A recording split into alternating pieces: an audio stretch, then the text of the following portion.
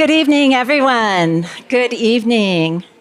My name is Beth Pietot, and I'm the director of the Arts Research Center. It is my honor and joy to welcome you, including those of us who are joining us on the live stream, to tonight's event, a conversation with Isabel Allende featuring Sara Guyer, the Dean of the College of Arts and Humanities at UC Berkeley. This evening's program is the signature event to mark and to celebrate the 25th anniversary of the Arts Research Center at UC Berkeley.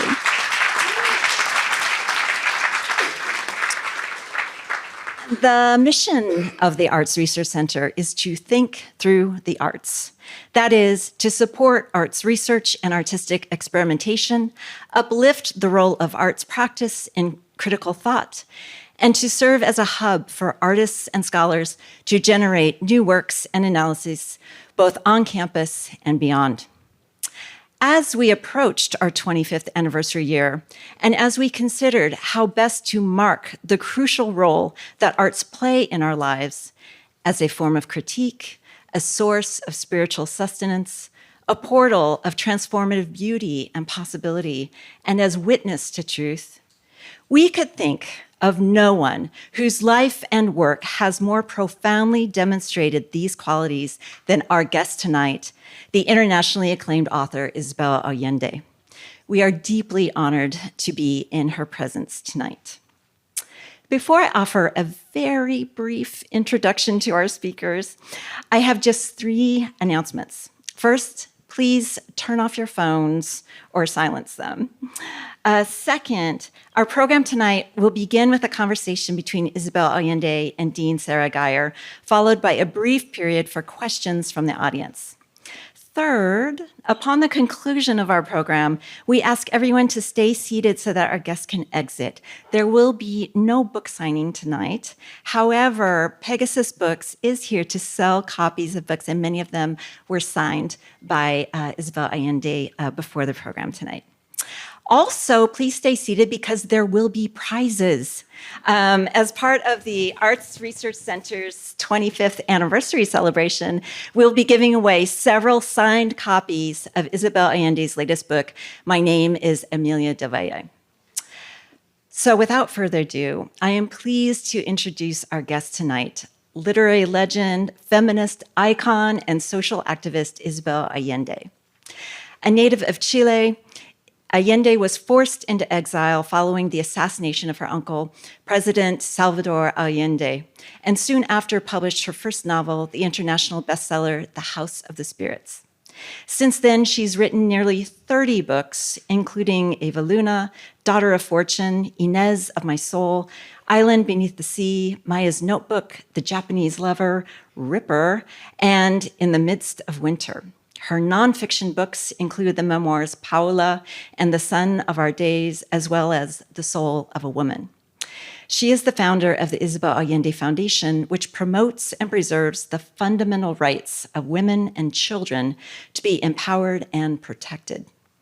She has received numerous honorary doctorates and awards. In 2014, President Barack Obama awarded Allende the Presidential Medal of Freedom, the nation's highest civilian honor.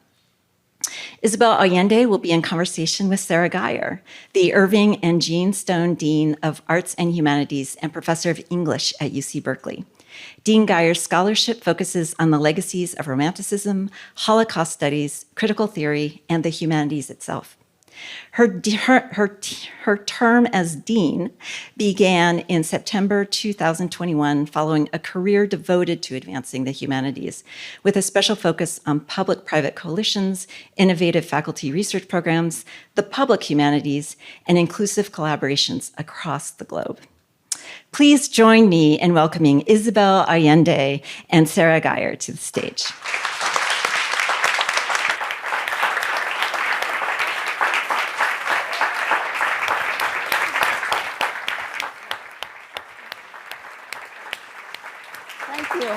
Thank you.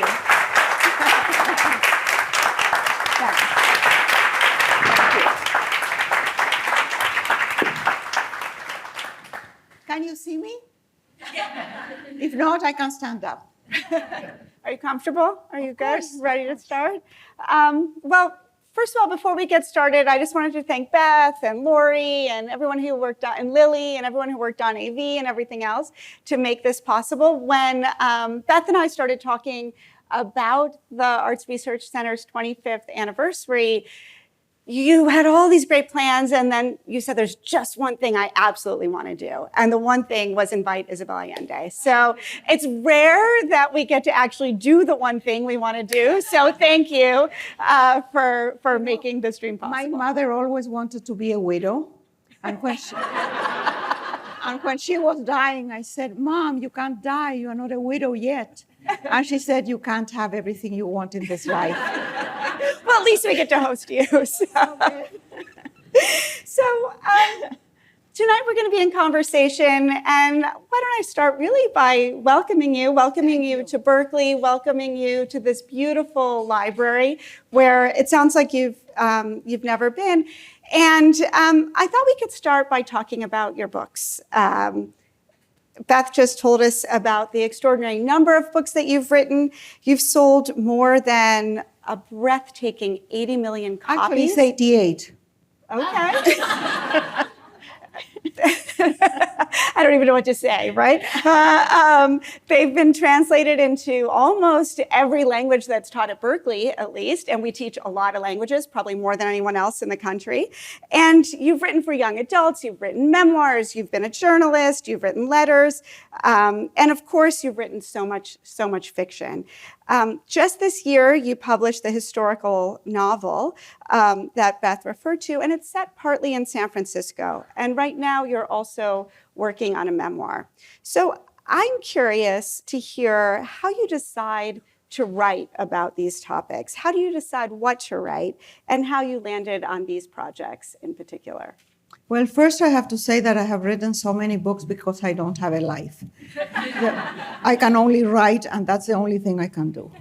And if I don't write, I drive everybody nuts. So they want me in a room with the door closed, quiet, for as long as possible. And how people ask me all the time, where do you get your ideas? Well, they are floating all over the place because everybody has a story. There are stories everywhere. And I feel that some of those stories become like seeds in my belly. And I say in the belly because I don't know they are there, you know. And they are waiting. And sometimes one of those seeds starts to grow and starts bothering me. And I start thinking about it. And it's like something knocking at my door. And I dream about it. And then I know that probably it's time to give it a chance and write it. Now, sometimes I don't have a story. I start all my books on January 8th. Not because it's Elvis Presley's birthday, but because it's a good day. After the holidays, it's fine. And sometimes January 7th, I don't have a story. But I know that if I show up every day in front of the computer, sooner or later, something is going to happen. And sometimes 2 or 3 seeds are bothering me, and I don't know which one I will choose.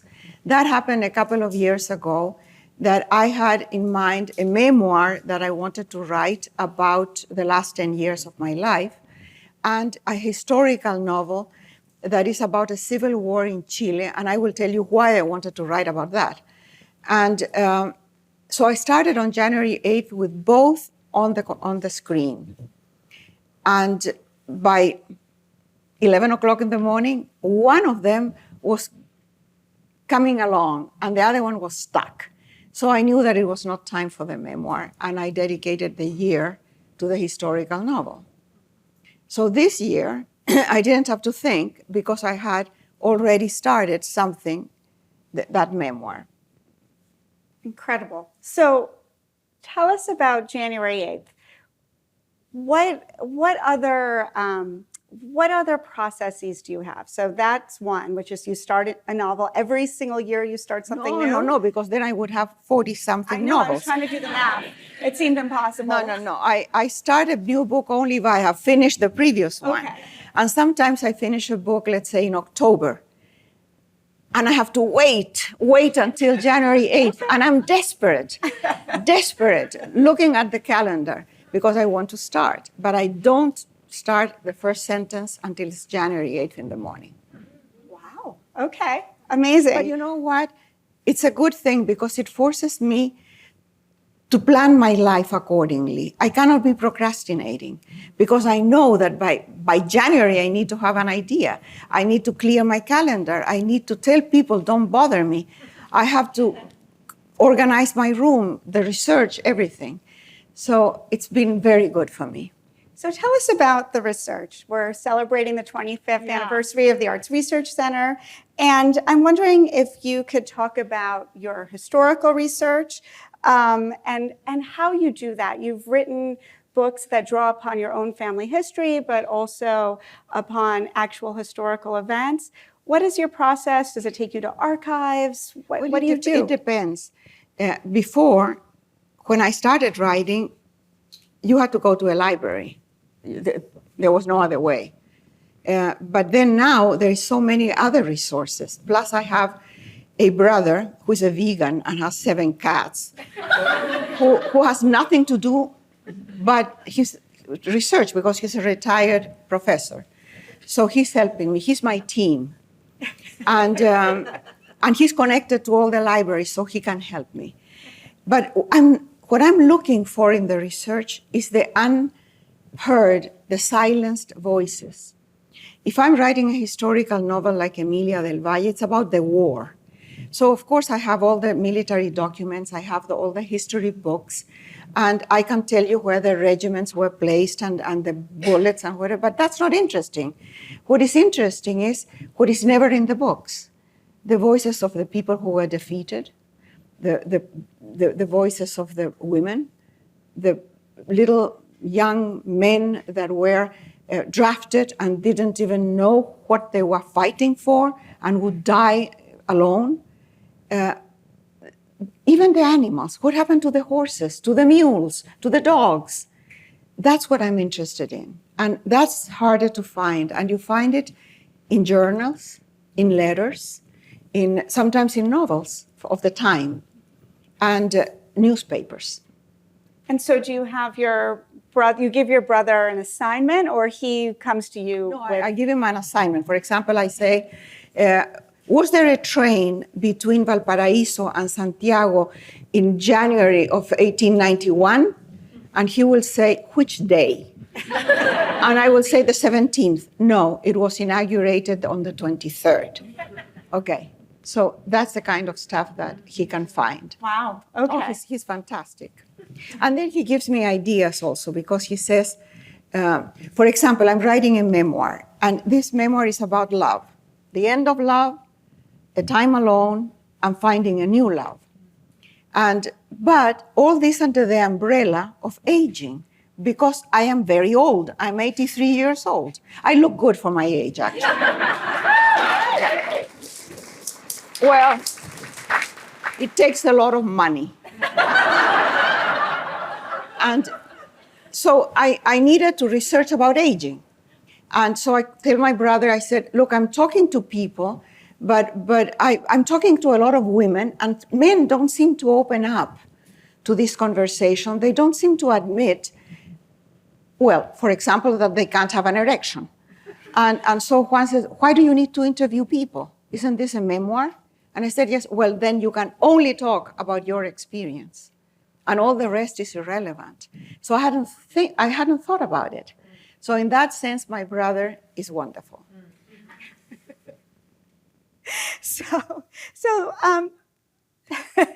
When you're talking about the erection, I know. Yeah, that's a subject that we can talk about if you want afterwards in the question period. I know a lot about it. So how do you turn, let's say, a memoir, these anecdotes, the fact of a train taking place one day or another, how do you turn those into stories? So one of the things, already most of you here have read, dozens of Isabel's books, but you're a storyteller. How do you turn details, how do you turn the richness of life into a story? I try to place myself in the middle of what's going on and try to perceive it with all the senses. So not only what I see, for example, if I'm describing a battle, I want to know the temperature of that day, which is very easy to find out now. But before it wasn't. So was it raining? How was it a full moon that night? They're standing in the sand. Is the sand wet? Is it cold? I want to know were they thirsty? Somebody would bring water? That one question leads to another. And then I can place myself as if I was in the middle of it. And then I can describe it with detail.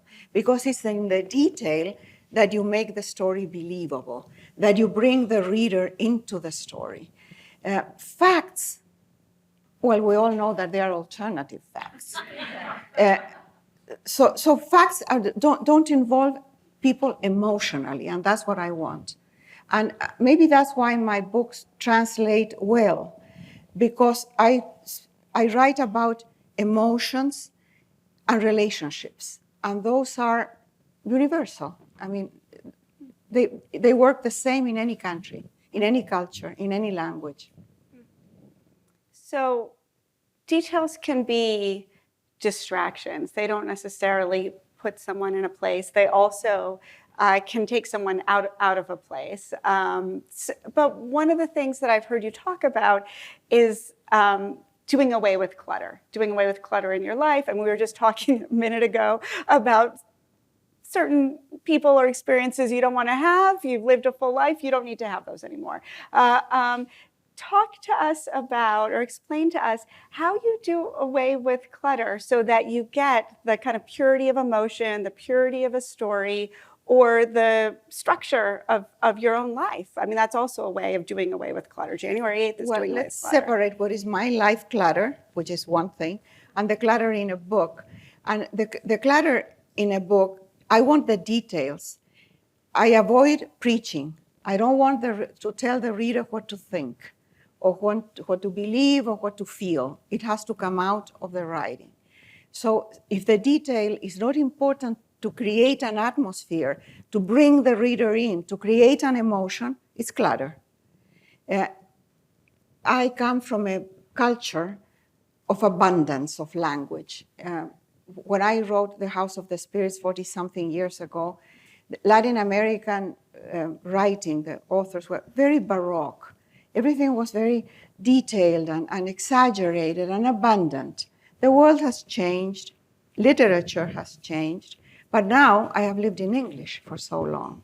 So now I don't use so many adjectives. If I can find a good noun that can replace 3 adjectives, that works better. Less clutter, less clutter. Go straight to the point without being brutal. And in my life, I have been displaced most of my life, and I have had to start from scratch several times. And every time I have to leave everything behind and start anew in some other place. And then 6 months later, I don't remember what I left behind. It's gone. So all the material stuff is clutter, because you won't remember. You can't take it with you, and you won't remember that you ever had it, so it doesn't matter. And that happens also sometimes with relationships, that you carry along relationships because you can't get rid of them, but you don't even like those people. And they can be your family and you don't like them, but you carry them along. And in 2015, I divorced my second husband after 28 years together, and we had a large house on top of a hill with a swimming pool, 2 acres of garden, where all the tribe reunited in the pool and the barbecues, and etc. And then I divorced this guy and found myself with this big house full of stuff that I didn't want. So I called all my friends and acquaintances and the neighbors, and I said, take everything you want. And I just opened the door, and people, in 1 week, they took everything, except those few things that I knew that I could fit in a small place, very few things. And then sold the house, moved to a very small house with 1 bed with my dog. And now I'm going to live here forever, alone, writing, no guests, no guest room, no big dining room, 6 chairs, not many plates. So I will reduce my life to this wonderful nest. But life, the universe sometimes betrays you. And another man came into my life right before the pandemic. So I found myself in one bed with a stranger. And then my former husband died, and I inherited his dog. So 2 dogs and a guy. But in order for him to move, to be with me, he sold his big house in Scarsdale, gave away everything it contained, and moved to my house with 2 bicycles, his clothes, which were very dated and I had to discard, and a collection of glasses for some reason, of crystal glass. I told him I had glasses, but he brought his glasses, so now we have more glasses than a restaurant. But he also got rid of all the clutter. And in a way, I think it's been a wonderful beginning, because now we are just getting ready for death. I woke him up in the middle of the night the other day, and I said, "What do you want, an ecological burial, or you want cremation?" And he said, "Why do you have to wake me in the middle of the night? Now I can't sleep." But we have to prepare for that. I am very much aware that I'm living the last stage of my life. And it's a wonderful feeling to know that it's happening, so I enjoy every day, in spite of Trump.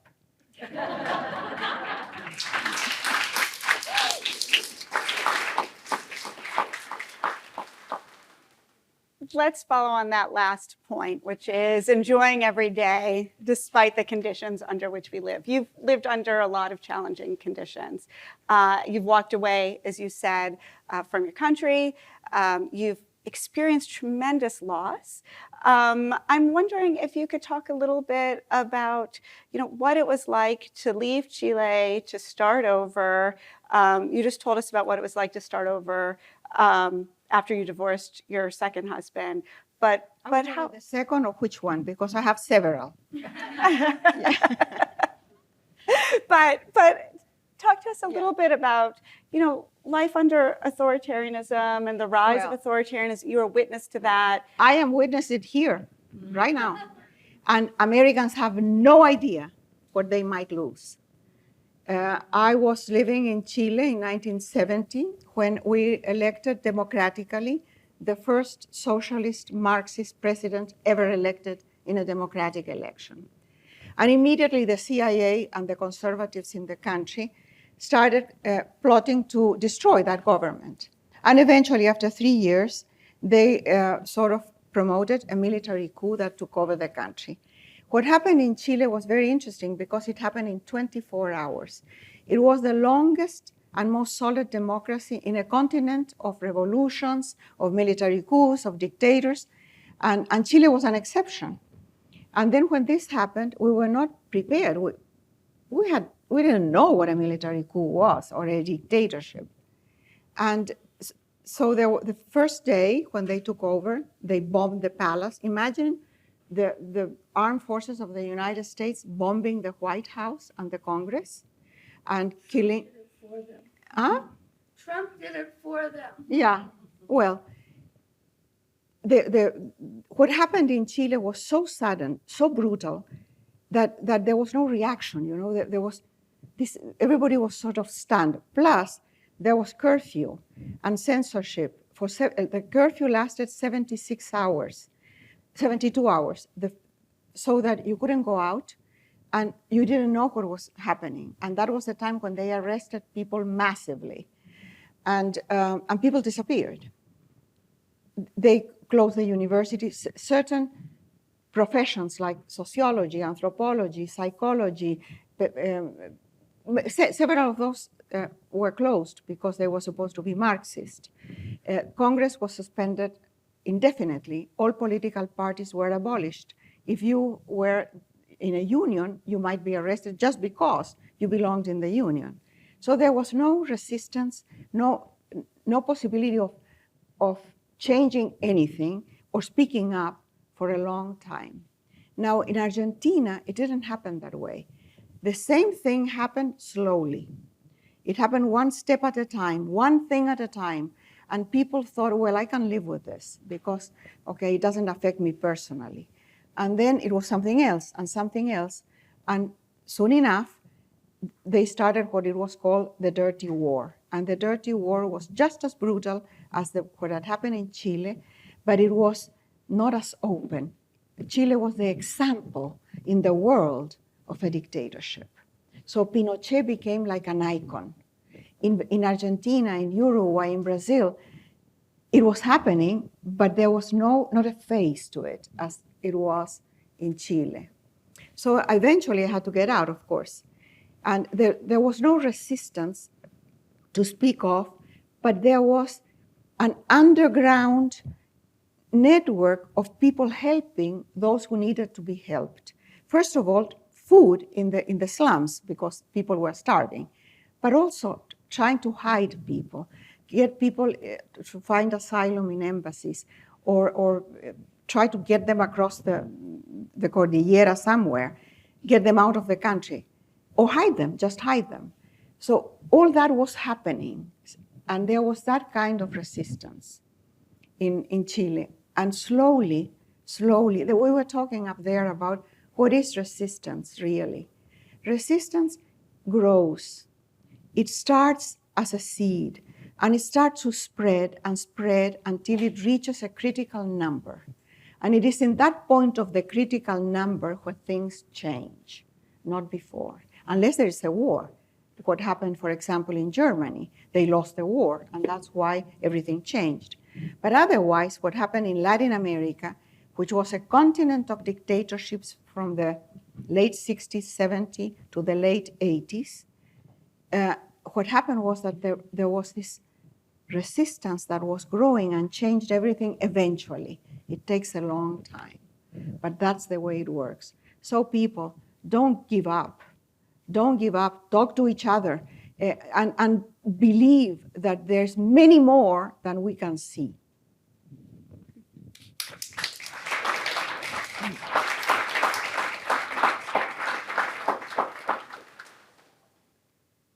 It's incredible advice. And you hid people. You were one of the people who were hiding people. But I was hiding people like so many other people were hiding people. I was not the only one. Yeah. Who did you hide? I don't know. You don't know whom you hide. I mean, somebody I was in touch with some priests that were doing this work. And I'm not a religious person at all. I hate the church. But so be it. I would get in touch. Someone would tell me, never on the phone. And I would drive very slowly around Plaza Baquedano, which is a round square in the middle of Santiago. Very slowly, and somebody would jump in my car. And you don't talk, not a word. You don't want to know what that person is, and that person doesn't want to know who you are. And so I would take them home and hide them for 2-3 days, never more, because they had to be moved all the time. And the scary time was at night, because at night the only cars that you could hear in the street was the police. It was the DINA, which was the secret police, and it was just horrible. So if you heard a car in your neighborhood, you were terrified. And then eventually, what do you do with that person? You pass it to somebody else, or you try to put that person in an embassy. And there were certain embassies that were easier to get in. The Honduras embassy, for some reason, had a very low wall, so that was the best one.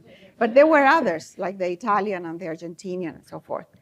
And so I did this for some time until I realized that the risk was just too much, and eventually I got out. But my son was then 8, and my daughter was 11. Yeah, Paula was 11, Nico was 8. And so we got out of Venezuela, and I never explained to them why. Because somehow I wanted to protect them from this feeling of terror. And so we ended up in Venezuela, where we did a whole life. I lived there for 13 years, my son for many more. And he married a Venezuelan, had a child there. And we were talking with Nico, and Nico, when all these things started with Trump, Nico said, "Mom, we will have to get out."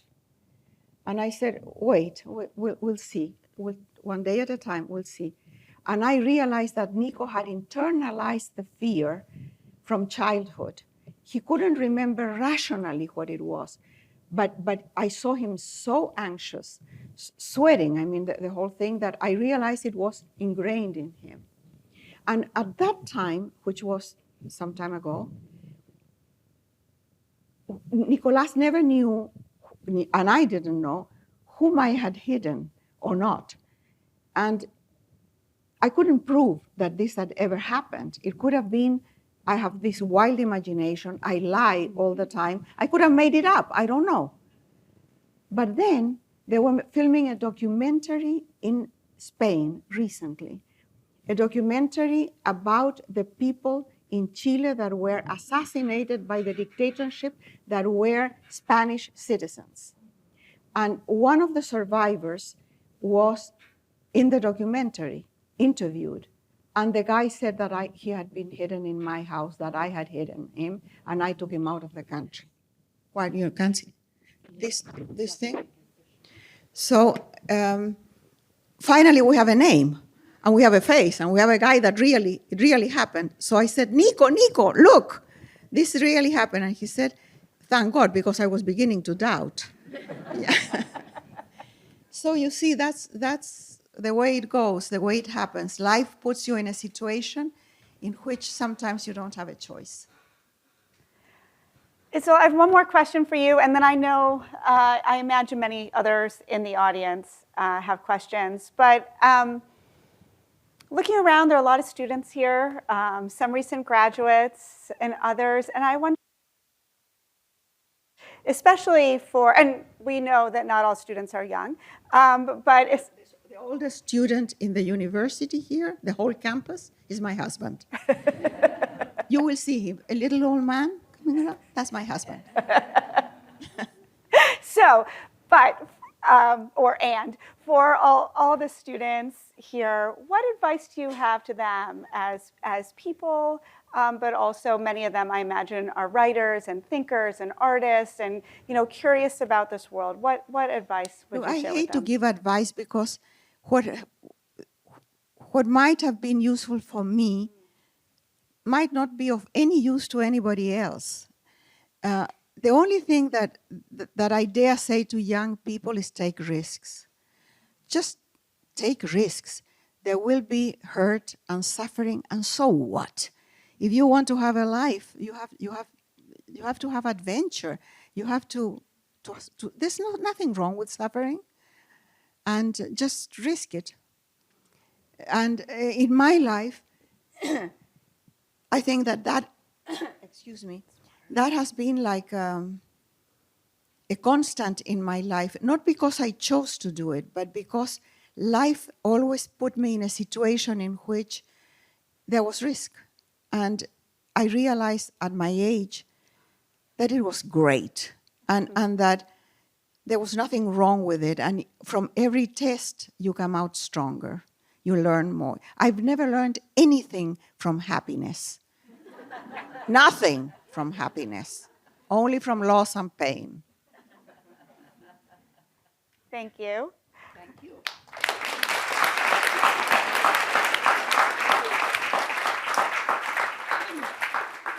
So some questions from the audience now. Yes. I was wondering if you ever worked with the women who made the arpilleras. Yeah, arpilleras, yeah. Yeah, and could you, I think they're in some of your books too, is that correct? Can you describe that? Can everybody hear the question There's or I a repeat microphone, it? actually. Do you know what? I can repeat the question good. if you... Great. There it is. Oh, hi.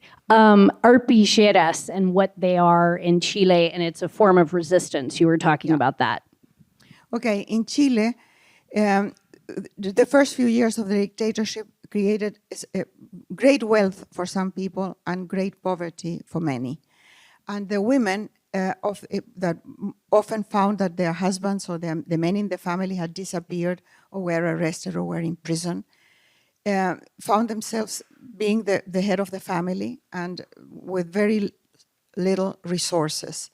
And they would pick up little pieces of fabric from here and there, from old clothes, from whatever, and create what they call the arpilleras. And the arpilleras is a piece of cloth, usually rough cloth, and they stick on top of it like a collage made of fabric. And it always depicts a situation that they are living.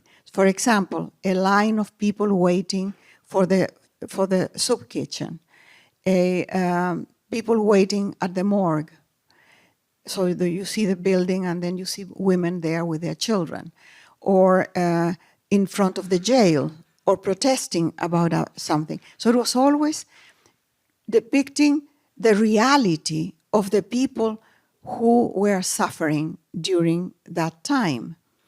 So they were, of course, they became collective items. They were taken out of the country, sold abroad, sent the money to these women, and they became pieces that some of them are in museums. And the dictatorship then decided to create their own arpilleras. They tried to eliminate that, but they couldn't. So they created a club or something. The chief of this was the wife of Pinochet.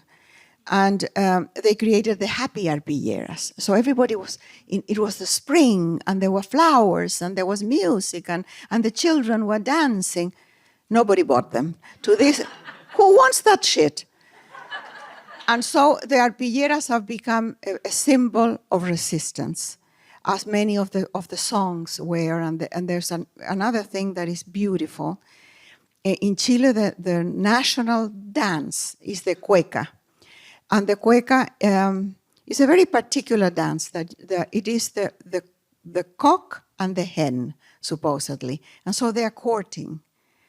And so the women created the cueca de las mujeres, so only women dance it, because the men have disappeared. Yes. Emiliano, tú, ¿no? Sí, Emiliano. I wanted to ask you about what it is for you to build a home and to build a home in a new place. Parents who are immigrants came to the United States looking for, the deal, the American dream. But what it is for you to be in a new home, in a new place, a new land, and what it is for you how do you relate to others into the new land? So yeah, the broad question. Well, my situation is different. I speak often with young immigrants or first generation or second generation of immigrants, and I tell them my experience, but I see that their experience is very different. I didn't come here looking for the American dream. I came here because I fell in lust. And I thought I would get the guy out of my system in a week, and I ended up marrying him for the visa, and I ended up living with him for 28 years, long years. So it's different because I've always been legal. I have always had documents. I can support myself. I never have to clean bathrooms. And I have a very privileged life. But what I tell people is that my experience in Venezuela was very different. In Venezuela, I got there because I was escaping for my life. And that's why most refugees come to this country or to any country, because they're trying to get away from a desperate situation. Why would you leave everything that you love, everything that is familiar to you, unless you're desperate? And what I tell them is, you don't have to lose what you have. Bring it with you. Hold that with you. Cherish it. Preserve it. Your language, your food, your music, your traditions, your sense of family. Bring it with you and keep it. Because you don't have to sacrifice anything to get what America has to give you. And America has a lot to give you. But you don't have to leave anything in order to get it. You can have everything. Being bicultural is that you have everything. It's wonderful. You have 2 languages, you have 2 traditions, you have a lot. I was thinking of El Día de los Muertos, for example. that for us, El Día de los Muertos is a day of remembering the dead. And it is a celebration of death in a way, acceptance of death. Here it has become this Halloween. You have catalogs for Halloween, for God's sake. And candy. I mean, it got lost in the shuffle. The idea got lost. So now you can have Halloween, but also the Día de los Muertos. Yes.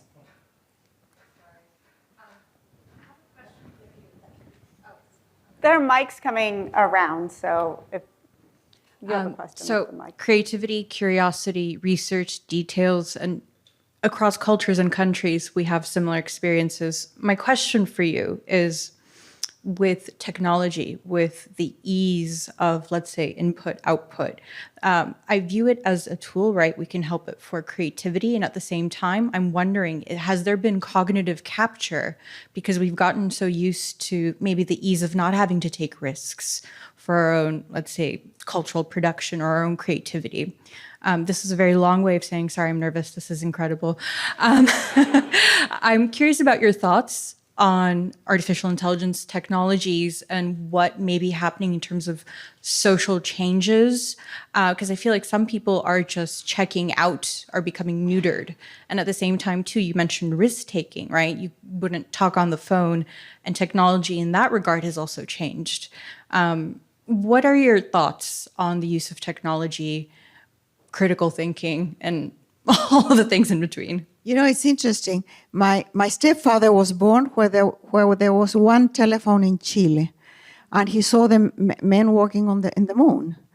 And so in a lifetime, you can see the world change, and it's changing now much faster than ever before.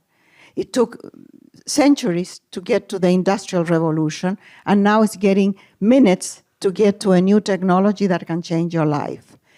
And I think that I'm completely open to all of that, and I'm fascinated by it. Of course, I fear that at one point it will replace me, and someone will be able to write any of my books much better, just in 30 seconds with AI.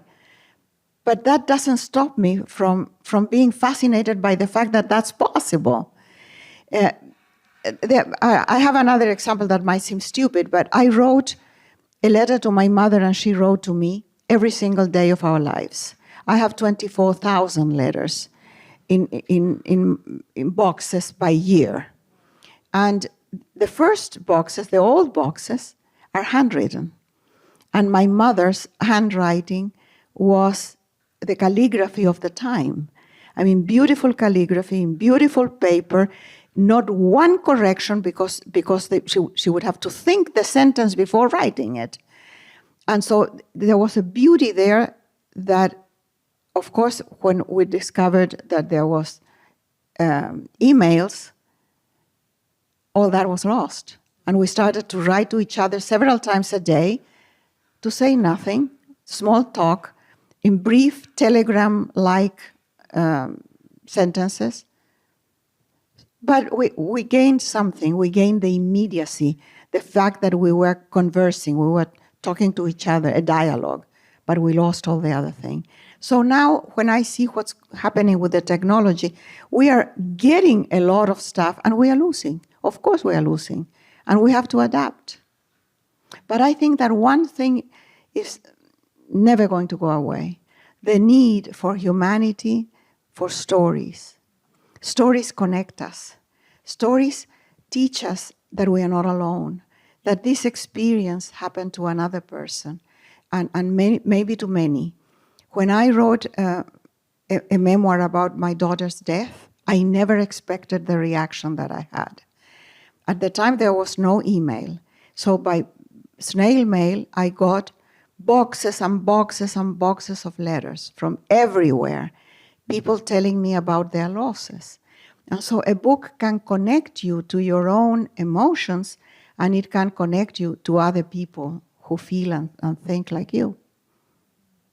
So I don't think the stories will die.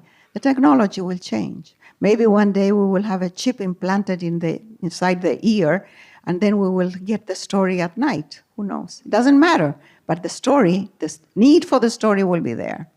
How are you feeling about more questions? There are a lot of people. course, You're of okay? course, Okay, no problem. Great. I just want to check with you. Do you want to call on people? Yeah, I can there's call this people. guy with a beard here. Hi, everybody. So I was wondering, how do you navigate inclusion without excluding? Because if we look around, we have, in the words of Rubén Albarrán from Café Tacuba, a beautiful garden of different people, right? But I do feel like sometimes Black and brown get excluded. So how do you navigate, both in your work and in your personal life, the inclusion without the exclusion of certain groups? You mean if I feel excluded or included? Work, or how do you navigate both in instances where you might have felt excluded, or how in your work, in your... I am a woman, and as a woman, I have been excluded all my life from a patriarchal system that excludes women automatically, especially women of my generation. And it takes 3 times the effort of any man to get half the recognition and respect. And okay, we can do it, but it takes a big, big effort. So in that sense, and that makes me really angry now. Before, I had to cope with it. And I was so used to the idea that that was the way it was, that I of course, I questioned it, but not enough. And now it just makes me furious because we are in the 21st century, and still, we have to be vigilant not to lose what we have acquired with so much struggle. So in that sense, I feel the exclusion very clearly. But in the world that I live, in the world of stories, in the world of literature, well, in the world of literature, as a woman of color, you are really excluded, but I've been lucky. But in the world that I live, I don't feel excluded, and I don't exclude anybody. Well, some Republicans, a few. A few, not all of them. So I don't know. My world is so... I'm not in the street. Maybe that's why I don't feel that. Before, as a journalist, I was always in the street with people, with stories, with information. Now I am in a room with a dog. So I'm very protected. I don't know if that's good. There was another question here, the young boy here. Well, not that young, it seems. Thank you. Well, first of all, it is an honor to be here with you. Thank I have to tell you that my mother is a big fan of yours, and she told me to tell you this. And thank you. So I'm from Chile. Qué bueno. And I wanted to ask you, how important you think it is for us to use history and literature and art to sort of heal the scars that were left because of the dictatorship and everything that happened? Art maybe doesn't heal, but it preserves the truth. There is an official story that is what the powers that might be hold the narrative. They create a narrative about how things were. Right now, for example, in the United States, they are trying to change the narrative about slavery, something as profoundly basic as slavery. And the government is trying to change the narrative. And by the time they finish with their effort, these people were tourists that were coming here to work, tourists. So what art does is that it picks up the real truth and preserves that. And that goes from one generation to another, like the Holocaust, for example. And it would have been lost, the Holocaust. It would have been a horrible genocide that people would not remember if it was not for art and for the many ways in which a community has decided to preserve that. And I think that's the power of art, the power of storytelling. But does it heal? I don't know. I don't think it heals. I think it just preserves the truth. Yes? Can you tell us a little bit about your foundation? My foundation? when my daughter died, I wrote that book, which became very successful. And I decided that I would not touch any of the income that would come from that book. It would be I would honor my daughter somehow with that. And so I created a foundation to help women and girls, the most vulnerable, in 3 areas mainly. Education, that could be just give them a skill to work, because a woman that cannot support herself cannot have any control of her life or her children. Health, including reproductive rights, because if you do not control your fertility, you don't control anything. And protection from exploitation and violence, because if you live in fear, you don't have a life. And so that's what the foundation has been doing, and it is run by my daughter-in-law and my son. They do all the work and I get the credit. And I have been supporting the foundation with my books ever since 1994, I think it is, or 93. So I realized that now we work a lot at the border, a lot, because there you see really vulnerable women and girls in the border. And so we work a lot with refugees, a lot with the reproductive rights, everything that the government is attacking right now. So several of the organizations that we support have had to close. And it's hard. The work is very hard, but very, very meaningful. And every year when we reunite to see what we have done and what is the plan for the next year, I always have this feeling that there's so little that we can do, that it's a desert of need and a drop of water what we can do. And my daughter-in-law always says, you can't think that way. You have to think one life at a time, one person at a time. And let's see what we can do like that, because if you think in numbers, it's really discouraging. Any more questions? Take one more. Tú y después a ti more. atrás. 3 more. It's funny, my mom also asked me to tell you she Your mom. Oh. I was raised surrounded by your books, watching the movie of The House of the Spirits, reading also some of your books.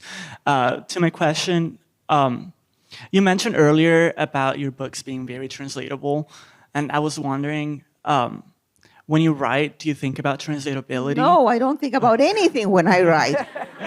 There's more, though. Yeah. I have 2 other related questions. If you've ever worked on any of your the translations for your books, and also what it means for you to be a bilingual writer. I am bilingual myself, and I try to write, so I kind of... My books are translated to 42 languages. And of course, I have no idea how they translate. I know they work, but how they translate. That is the editor's job. So the editor chooses the translator, checks the translation. I don't know how they do that. I only check the English translation. I work closely with my translators. So they send me every 30 or 40 pages, and I go line by line. And usually it works beautifully. But another language is another story in a way. Language is like blood. It's so personal. It belongs to a culture, to a place. For example, when Pablo Neruda, the great Chilean poet, writes about bread is not just a loaf of bread.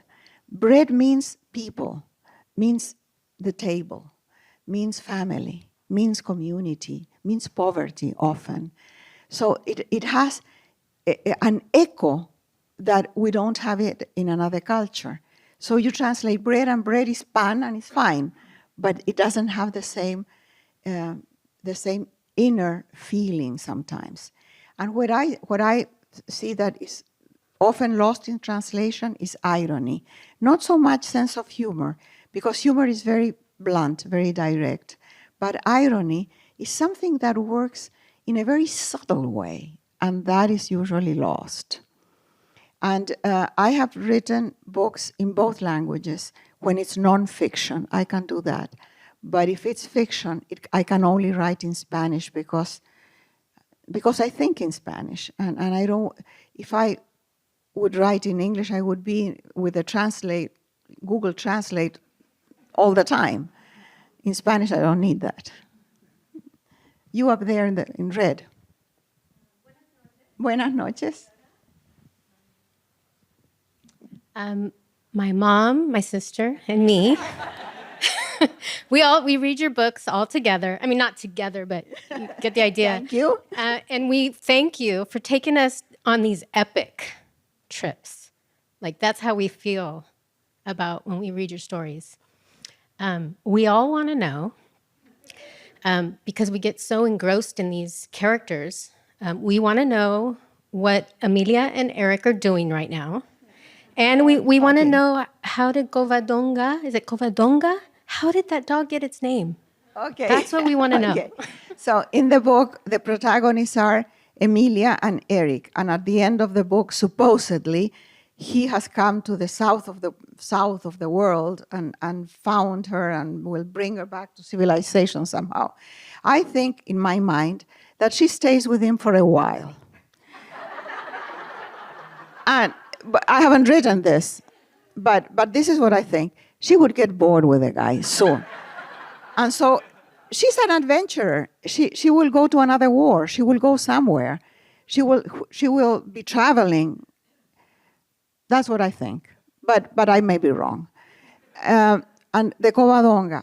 I have that name Covadonga also in the House of the Spirits. In the House of the Spirits, Covadonga is a car, an old Ford that is shared by two brothers. And in the Emilia, it's a dog. And Covadonga was a very small ship in Chile during the war against Peru and Bolivia, called La Guerra del Pacífico. And there was this acorazado, this huge warship that Peru had. And this big ship chased the Covadonga. And the Covadonga was trying to run away from the big ship. At that time, the battles were face to face, and it went into very shallow waters. And the big ship got stuck there, and eventually the Peruvians lost the battle and lost the ship. And so the Covadonga is a symbol of the underdog that somehow is clever enough not only to survive, but to win. And so that's why I love it. And also it has such a musical name. It's a Mapuche name, Covadonga. It sounds so great. Actually, I should call Covadonga a dog. It's a beautiful name. A dog named Underdog.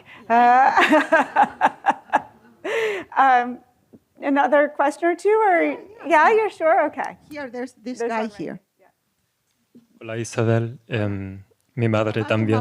Tu mamá también le gusta. Sí, le gusta su libro, Okay. cierto. Así que muchas gracias por eso. I wanted to ask you, who are your favorite authors? Oh, me. Yeah. Yeah. Like all the mothers. Yeah, I write better than any of them.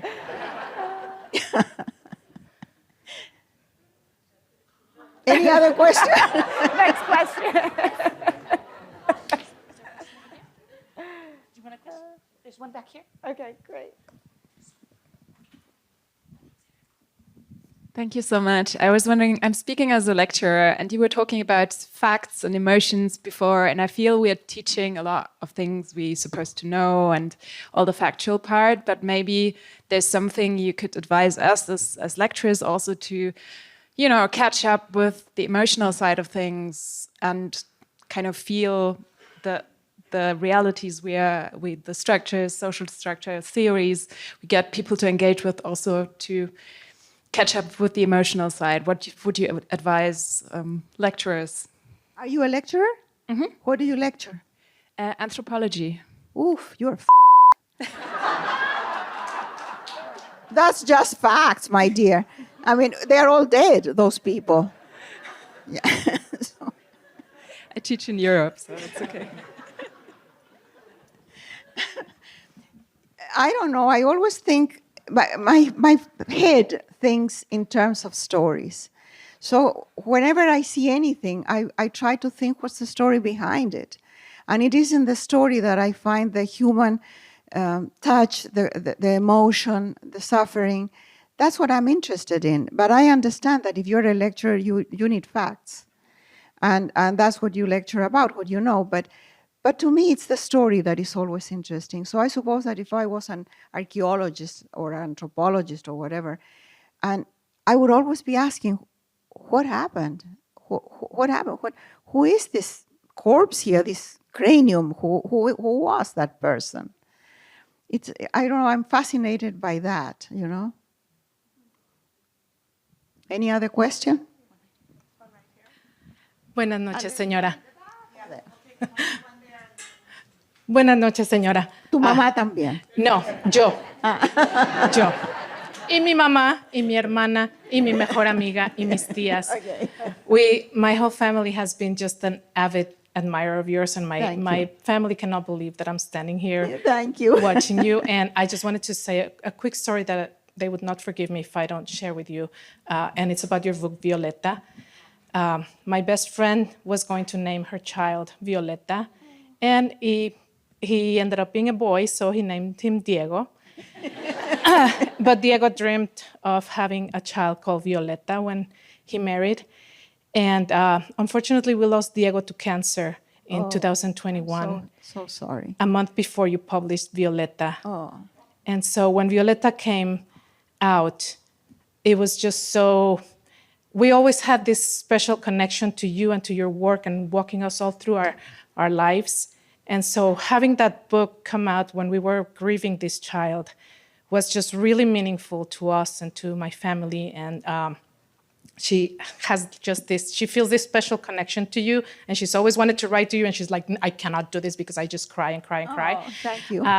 And so that's part of the story that I want to share. And I just wanted to ask real quick, like, what is the role of grief in your life? Because I know that we all shared in your grief, and we all cried with you, and we all really resonated to your grief. And there's probably nothing like losing a child. So what has the role of so many losses and so much grief in your life played in you? Well, I have had a lot of ups and downs in my life, and I have lost countries and people and places and husbands and you name it. But nothing can be compared to the loss of a child. Nothing. I mean, anything that has happened after that is not even 10% of the grief and the pain of losing Paula. And I get letters all the time, I mean several a week sometimes, of people who say, I lost a child or I lost someone that very dear, and I'm desperate, what can I do? Usually they write me when it has just happened. So there's no time to things to settle down, because at the beginning, grief is raw and it just takes over everything. But the way I have dealt with the loss of Paula and my parents and pets that I have loved and so forth is that I try to put them inside myself as if I was carrying them. I feel that my daughter is inside me and I'm living the life that she couldn't live. And I promised to her when she was dying that I would try to be as she was, as open and generous as she was, and as compassionate as she was. Of course, I have not achieved any of it, but at least I try. And when I have to make a choice about something important, I always ask myself, what would Paula do? Or what would my mother do? I feel the voice of my stepfather inside me. So I have these spirits, that accompany me all the time. And I talk to them. So, for example, if I feel lazy and I don't want to do something, then I call my grandfather. And I hear the voice of my grandfather who says, don't whine, don't complain, do it. If I need someone with common sense, I call my stepfather, who used to say, why is it that I'm never in one of your books? And I say, because you have common sense. People with common sense make terrible characters. you want the lunatics. Those are the great people for books. If I need unconditional love, I call Micaela, the dog I had in Venezuela that I adored and died. I call my daughter and my mother all the time. I have their photographs in the bathroom, on the sink where I brush my teeth. So 3 times a day, I say, hello, how are you? I connect. And I know it's just in my mind. It's an exercise in memory and in love. And that's the way I have been able to cope with grief. And the way I cope with the grief of losing my country is writing about it all the time. So I'm writing now about former husbands. One more question. Make it good. Yeah, the pressure's on. The guy with the beard. No. I mean, over here, I was going to ask you if you feel that writing has kept you alive, but my wife said that might be too heavy. Is that something that you think has? You know, my son says that I have been defined by work, that he cannot remember a day in his life when I was not working. And I started working very young, and I worked all my life, and that has given me incredible freedom. But what has defined me is not work, is writing. I found my voice as a writer when I was 40 years old. And in the last 43 years, I have slowly but surely become myself by creating each one of these characters that has something that I am exploring, something that I need to know, something that belongs to me or to my past. So it is the writing that has kept me, not alive physically, because probably I would still be alive, but alive inside. It gave me a voice, it gave me a light, it gave me a purpose that I didn't have before. Before, my life was so banal, so it was just hard work. And now I do the hard work with so much joy that if there are aspiring writers here, I would tell them what I heard once Elizabeth Gilbert say. Someone asked, you have an advice? And she said, don't expect your writing to give you fame or money. Write because you love the purpose, you love the project, the process. And I love the process. So that's why my life seems to be so abundant, so rich. Isabel, thank you. Thank you.